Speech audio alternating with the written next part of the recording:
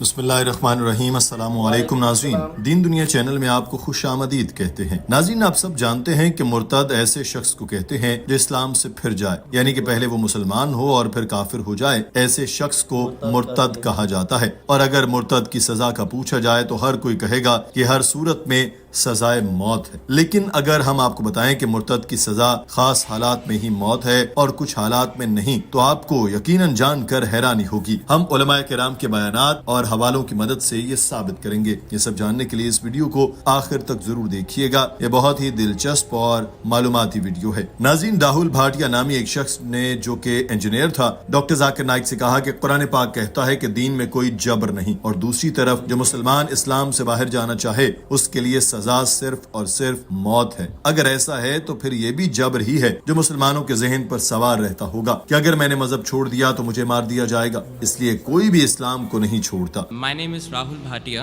I'm an engineer by profession. I have a question that has been in my mind for quite a while now. The Noble Quran says, "Let there be no compulsion in religion." That's point number one.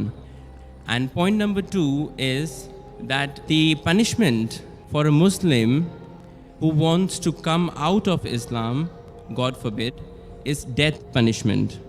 According to me, this signifies a virtual compulsion in the mind that this is the punishment which will be given to me, so hence I cannot do it.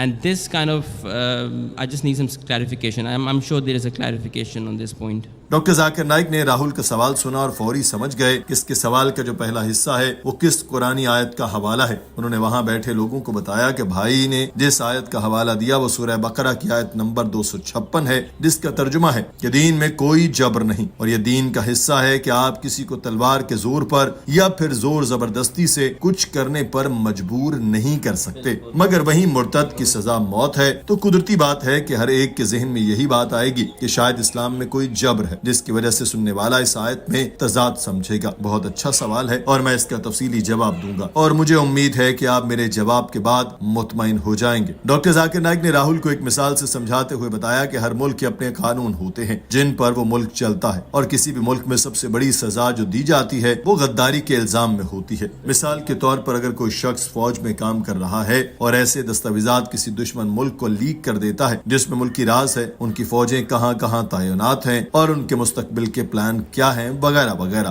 اس کو غداری کہا جاتا ہے۔ زیادہ تر ممالک میں اس غداری کی سزا موت ہے، بہت سے ملکوں میں اس کی سزا عمر قید ہوتی ہے۔ تو میں یہ نہیں کہہ سکتا کہ یہ کیسا قانون ہے کہ چند دستاویزات لیک کرنے پر ایک شخص کو مار دیا جائے۔ جو قانون ہے سو ہے، ہمیں اس کو ہر صورت ماننا ہے، یہاں بھی ہر مسلمان مرتد بن جائے۔ He hasn't given the reference first, he quoted the verse of the Quran from Surah Baqarah, chapter number 2, verse number 256, which says, "La ikraha fi d-din," there is no compulsion in religion. And that is part of the deen, that you cannot force anyone, you cannot compel anyone with the point of the sword or the point of the gun. His next question is that if any Muslim leaves his religion and becomes a non-Muslim, becomes an apostate, then the penalty is death. So isn't this a sort of compulsion? Before I give the answer, I would like to mention that every country has its own law, its rules and regulation. And most of the countries, one of the highest punishments is for treason. For example, if a person is working in the army and if he leaks the important thing of the country, all the vital points and the information to the enemy, it is called as treason.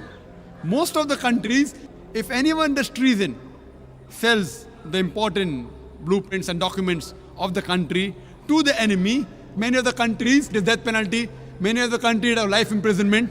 So now if I tell that what kind of a country is this, in where I am compelled by the country not to do certain things, what is wrong is wrong. So here also, if a Muslim becomes a non-Muslim, it's only in the Islamic state of law if that Muslim who becomes a murtad and then propagates his new faith and deceives the people, that's the time this penalty is put. Doctor Zakir Naik نے ایک اور مثال سے سمجھاتے ہوئے کہا کہ فرض کریں کہ ایک ریاضی کا استاد ہے، وہ بچوں کو پڑھاتا ہے 2 + 2 4 ہوتے ہیں، اور دوسرے دن وہ کہتا ہے کہ 2 + 2 5 ہوتے ہیں، تو قدرتی بات ہے کہ اس ٹیچر کو اپنے اسکول میں تو نہیں رکھوں گا۔ ایسے مرتد کی سزا موت ہے، یہ جبر نہیں کہلائے گا، یہ سزا حق کہلائے گی، کیونکہ یہ ایسے شخص کے لیے ہے جو سیدھے راستے سے بھٹک کر گمراہی کے راستوں پر چل نکلے اور پھر سچائی کی تلاش میں اس راستے پر چلنے والوں کو گمراہ بھی کرے۔ For example, if in a school, if I appoint a teacher, mathematics teacher, she is teaching 2 + 2 = 4, then tomorrow she teaches 2 + 2 = 5. So, but naturally I won't keep her in my school. The same way, the punishment for such a murtad in Islamic state, it is death. This will not be called as compulsion. It will be a person who has strayed away from the truth to the falsehood. But as far as making anyone accept Islam, no Muslim can force any non-Muslim to accept Islam at the point of the sword or at the point of the gun. What we have to do is we have to convey the message.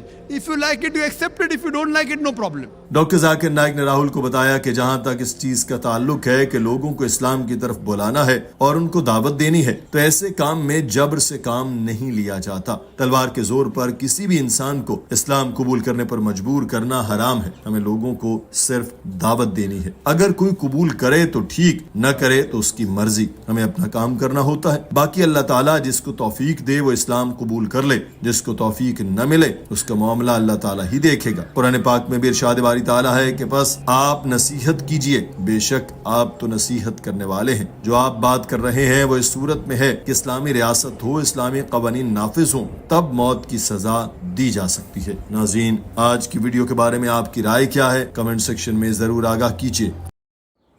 امید کرتا ہوں کہ آپ لوگوں کو video پسند آئے ہوں گے۔ اگر ویڈیو پسند آئے تو ویڈیو کو لائک، شیئر اور چینل کو سبسکرائب کر دیں تاکہ ایسے ہی مزید ویڈیو آپ تک بآسانی پہنچتا رہے۔ تو ملتے ہیں اگلی ویڈیو میں۔ السلام علیکم۔